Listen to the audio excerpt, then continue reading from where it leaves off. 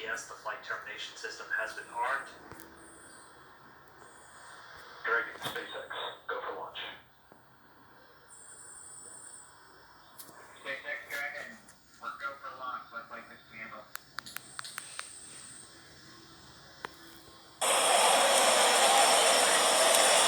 T-minus 30 seconds.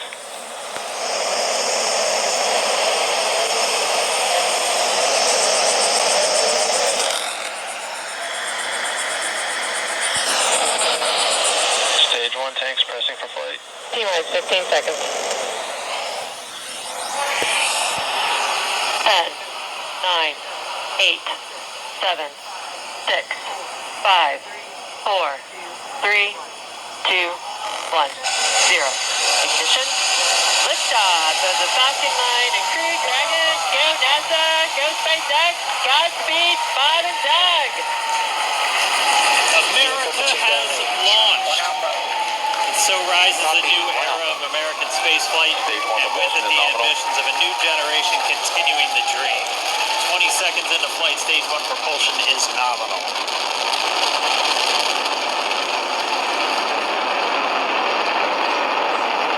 Plus 30 seconds into this historic mission. Flying crew on board Dragon and Falcon 9, and look at them go. Falcon power telemetry nominal. And 1D throttle down. We're throttling down to get ready for the period of maximum dynamic pressure.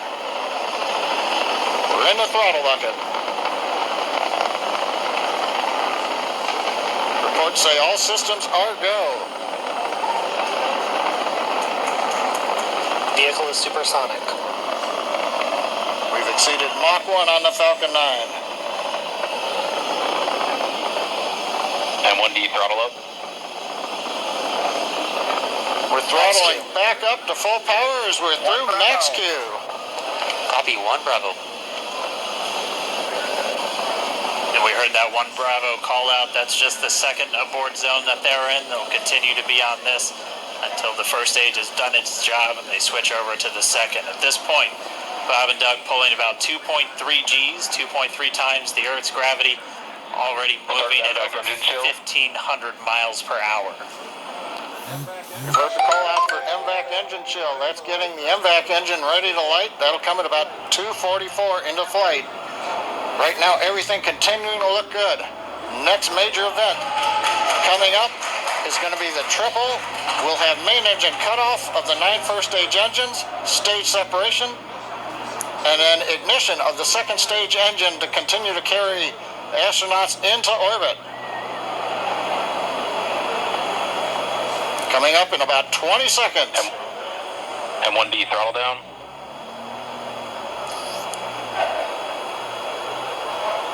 We heard we're throttling down the Merlin engines on the first stage.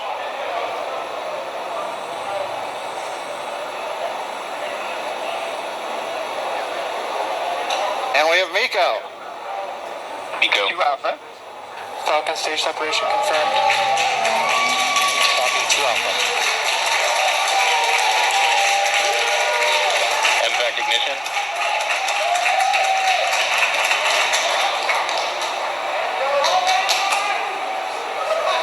We have stage separation confirmed. The first stage beginning its flight back. The second stage being powered by that single Merlin 1D vacuum engine has ignited and is now carrying Bob and Doug into orbit.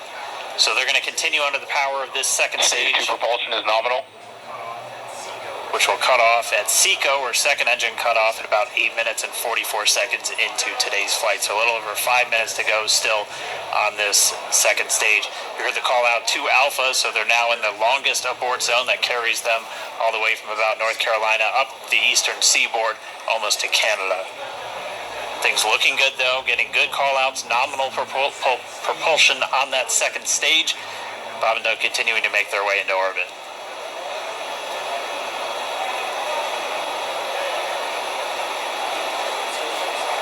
Dragon SpaceX nominal trajectory. Acquisition of signal in Bermuda. SpaceX Dragon, nominal trajectory. All right, hearing nominal trajectory, so Dragon pointed in the right direction, continuing to make their flight uphill. Heard acquisition of signal Bermuda. That's one of the other ground stations that they're using to get telemetry and data back from this spacecraft. Stage 2 propulsion is still nominal.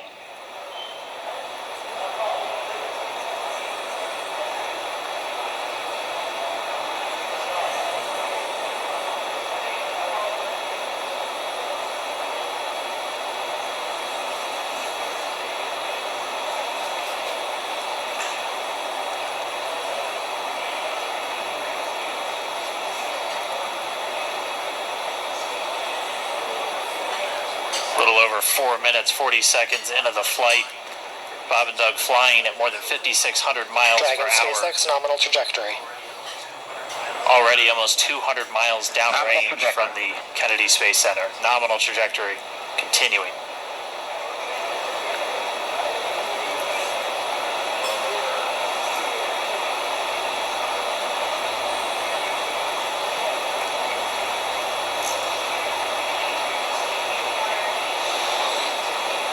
And while they continue uphill, looks like we are getting a view of the first stage as well.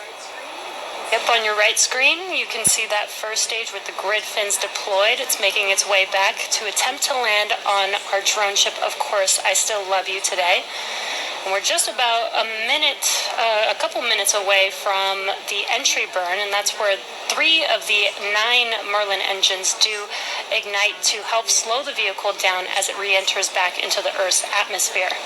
And then after the entry burn will be the landing burn, which is just a single engine Dragon SpaceX nominal trajectory. And you heard Starting chills for entry burn. there's that call out. They are still on a nominal trajectory on Dragon.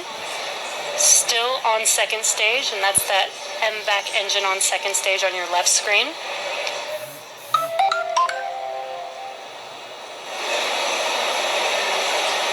And again, on your right screen is that first stage booster coming back towards our drone ship, Of Course I Still Love You. We're about a minute away from entry burn. Meanwhile, that second stage continuing to power Dragon into orbit. Again, if you're keeping an eye on that timer, that's going to continue to burn until 8 minutes and 44 seconds into flight. So a little over 2 minutes from now, we'll hear the call out SECO. It'll then be a little Stage 2 propulsion is still good. a little over 3 minutes until Dragon physically separates from the second stage of the Falcon 9 after the upper Dragon stage gets a SpaceX chance. nominal trajectory. Dragon copies, nominal trajectory. Continuing to check in with Bob and Doug as they are on a nominal trajectory. Just about 10 seconds away from that first stage, starting that entry burn on your right screen. We should be able to see that view live. Stage 1 entry burn started.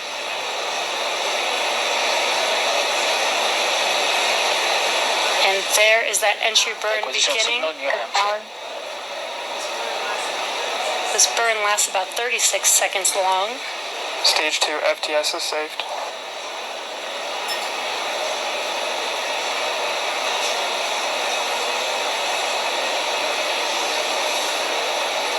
While that entry burn continues, we're just about a minute away from SECO. We'll have a number of events all happen in rapid succession.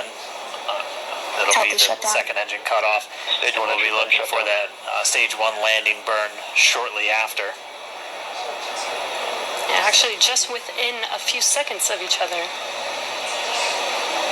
Such a cool view on your left screen, seeing Bob and Doug on Dragon. Right now you can see the displays that they are seeing right now themselves. Terminal guidance. And back throttle step. We are coming up 25 seconds or so away from SECO, or second engine cutoff. This is also the point where Bob and Doug are experiencing their highest G-force. We're seeing the counter tick up to right about 4.8. Copy Shannon.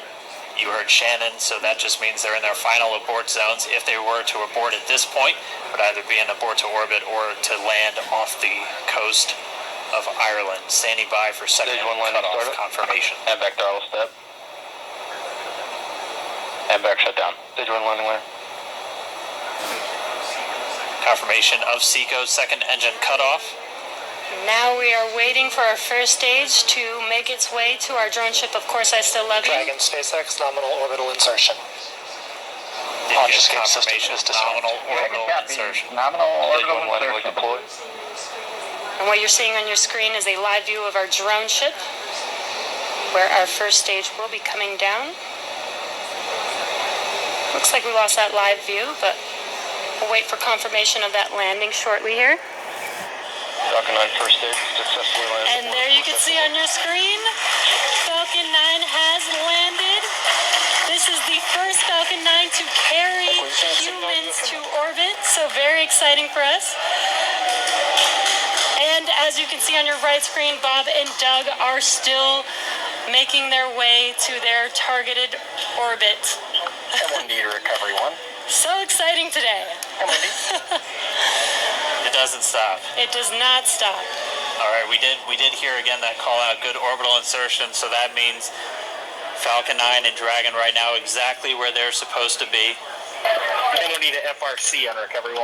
And it's right at about 12 minutes This is FRC. when Can you Dragon will switch over separate. to CF9? Looks like we saw a 0G indicator floating around there. I know Bob and Doug owe us a little bit about what exactly that is that they brought up with them.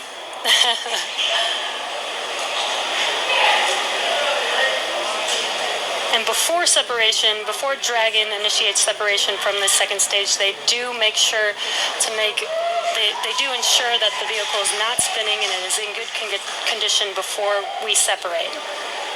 That's right, the upper stage does small attitude maneuver using cold gas thrusters built into the rocket body itself. Exactly. So we do expect that separation to occur in about a minute from now, but they do wait until they have full confirmation that it is ready to separate. Such cool views. I cannot get over this view that we are seeing right now. Bob and Doug on the right screen, inside of Crew Dragon, out in space. Yeah, already 200 kilometers over planet Earth, or a little over 124 miles, traveling in excess of 2,700 meters, 27,000 meters per second, or about 16,000 miles per hour.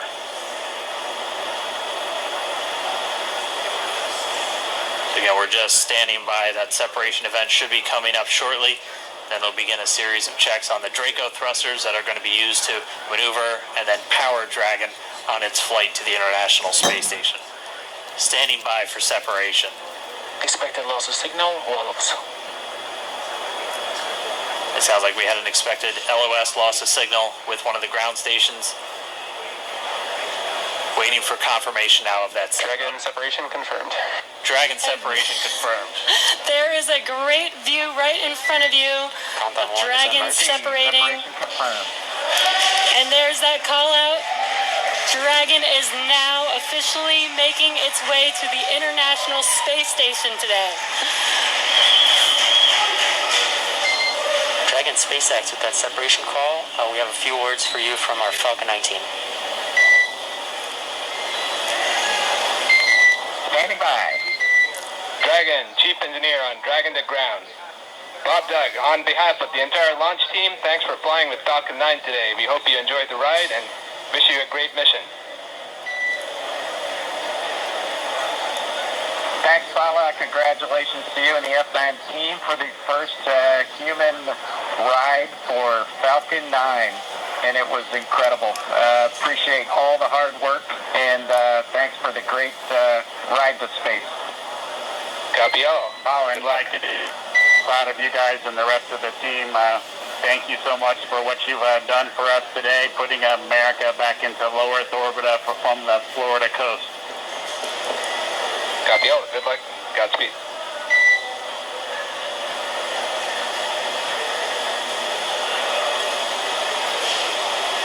All right, so Bob and Doug are in In Dragon space. SpaceX, we confirm nominal E-Class activation and service section Draco checkouts. Nose cone deploys in progress. Copy all. We're monitoring.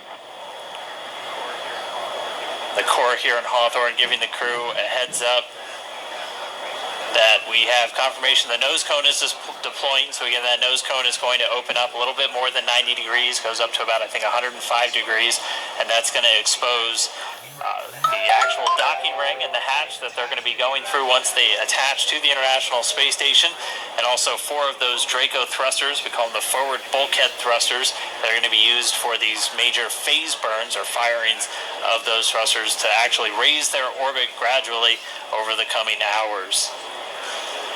Also heard good activation of the ECLSS, that's the Environmental Control and Life Support System. That's everything controlling their atmosphere, just keeping Dragon a nice, safe, habitable environment where they're going to be living for the next 19 hours until they arrive at the space station. Right, exactly. And Falcon 9's job may be done for today, but the mission is not over. Crew Dragon's job is not done. As you can see, Bob and Doug are still inside Crew Dragon, making their way. It will be a 19-hour trip to the International Space Station before they dock tomorrow morning. And such cool views. I love that we can get these live views here and see and watch what they're doing now that they are in orbit.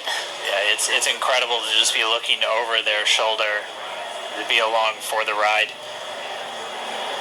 And we're going to be with them, and we're going to be with all of you the entire way for their journey to the space station. We're going to be covering live throughout. Bob and Doug will obviously have a sleep period, where they'll get about 8 hours of sleep a little bit later today before they wake up for all of their final approach.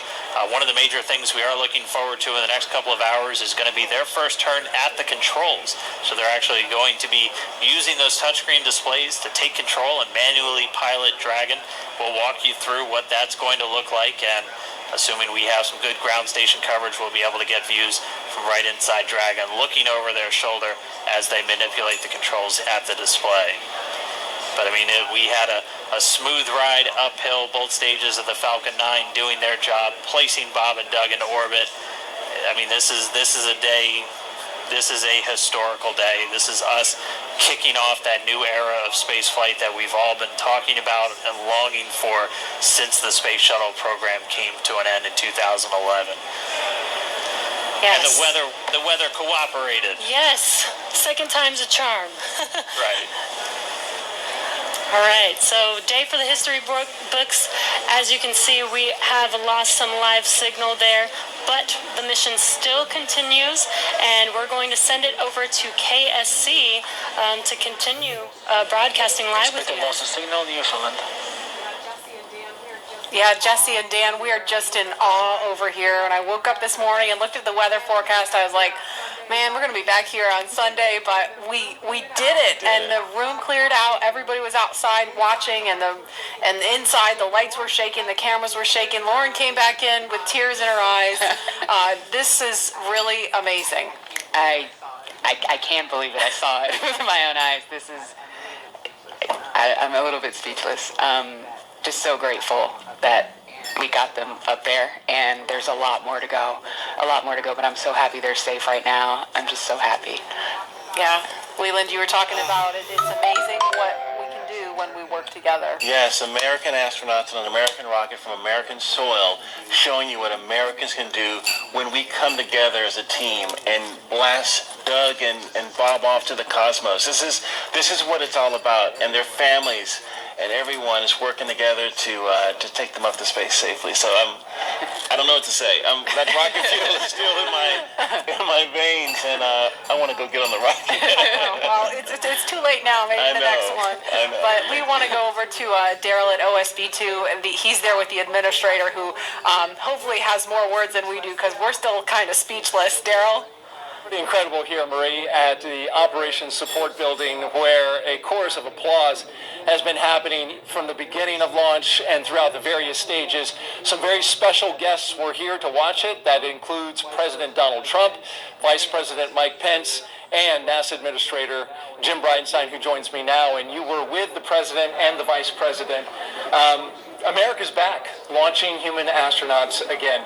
Tell me how you feel about that, and tell me about the President watching the launch and what happened there. So this has been a long time coming. It's been 9 years since we've launched American astronauts on American rockets from American soil, and now it's done. We have done it. It's been way too long. I want to give a lot of credit to Charlie Bolden. He was my predecessor as the NASA administrator. He fought hard for this program at a time when it didn't get any support in Congress. We now have an administration that is fully supportive of our spaceflight initiatives, not just on the exploration, discovery, going to the moon, onto Mars, but also from a Space Force perspective. Our budgets are going up, things are strong, and today was just just an amazing day. You know, one of the things the president did right out of the gate when he became president is he created what's called the National Space Council, and he put the vice president as chairman of the National Space Council. And on that National Space Council, you've got the Secretary of Defense and the Secretary of State and the Secretary of Commerce, the Secretary of Transportation, the Secretary of Education, the chairman of the Joint Chiefs, all of these different amazing individuals that deal with space day in and day out. A lot of people don't realize how many parts of the federal government deal with space. And the vice president invited those members of the National Space Council here as well. So we just had, and then we had members of Congress, bipartisan members of Congress, Republicans and Democrats, who have been involved in supporting this program for a long time now. So I'll just tell you, I'm breathing a sigh of relief, but I will also tell you I am not going to celebrate until Bob and Doug are home safely. Tomorrow they're going to dock to the International Space Station. Tonight I'm heading to Houston to be at the Johnson Space Center when that happens. So it's a bit of a relief. The nose cone is now open. It's now deployed, which means that now we're going to go into some burns. We're going to have some phasing burns. We're going to have some boosting burns, and we're going to get as much as we can in alignment with the International Space Station as early as possible here. But also, I know it's hard, but the big thing that we need to do now is we got to get Bob and Doug, who have now gone through this exercise twice. They need to get some rest. But I can guarantee you there will be no rest for a good amount of time while they're up there in orbit. And they are certainly on their way, and a lot of people joining us for this entire celebration and watching. We just heard 10 million people watching live as this launch happened. And President Donald Trump becoming the third sitting president to watch a launch live from the Kennedy Space Center. The first. To be clear, I think he's the only sitting president to watch American astronauts launch on a brand new rocket that has never launched before, and that's a big risk. He also said we're going to go to the moon by 2024. That means he's putting himself at risk to say, look, I'm going to be accountable.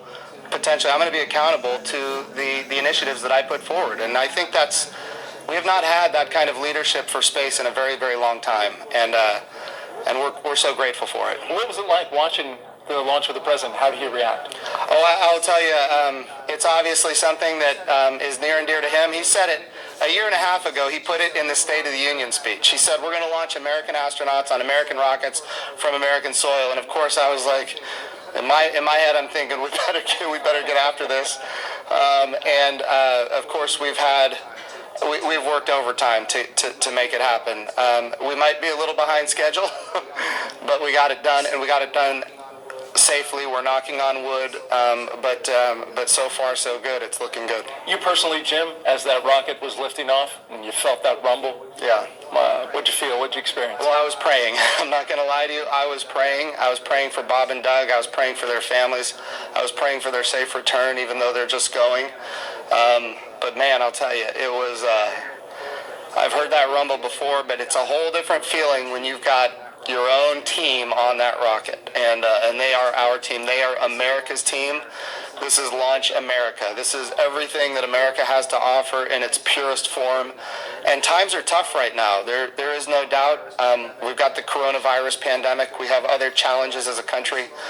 But I hope this moment in time is an opportunity for everybody to reflect on humanity and what we can do when we work together, when we strive, and when we achieve. And if this can inspire a young child to become the next Elon Musk or the next Jeff Bezos or the next Sir Richard Branson, then that's what this is all about. Or the next Jim Bridenstine. Yeah. I wouldn't put me in that category, but... Well, we appreciate your leadership for the Space Agency at this time, and congratulations on an amazing day in the launch. Thank you. It's been a great ride. All right, very good. Ree, we'll send it back to you in the studio. Doug and Bob are on course to arrive at the International Space Station tomorrow, May 31st at 10:27 a.m. Eastern Time. And we'll be staying on the air for continuous live coverage along the entire ride to the station. So though our coverage here is concluding, we will turn it over to the teams in Hawthorne and Houston to take us through the next phases of the Demo 2 mission, all the way through hatch opening and a welcome ceremony on the space station for Bob and Doug tomorrow. That's right, and as you follow along, we invite you to tune into a post-launch news conference that's happening here at 6:30 this evening Eastern Time on NASA TV. We'll have NASA and SpaceX leaders here to take questions live on this unprecedented achievement in human spaceflight. And in addition to NASA TV, you can follow along always on Twitter at @NASA and nasa.gov for mission updates as it progresses. Here now are highlights from the mission so far. May 30th, 2020. Remember this day. You'll have this memory forever. The day America returned astronauts to orbit from U.S. soil. Wow,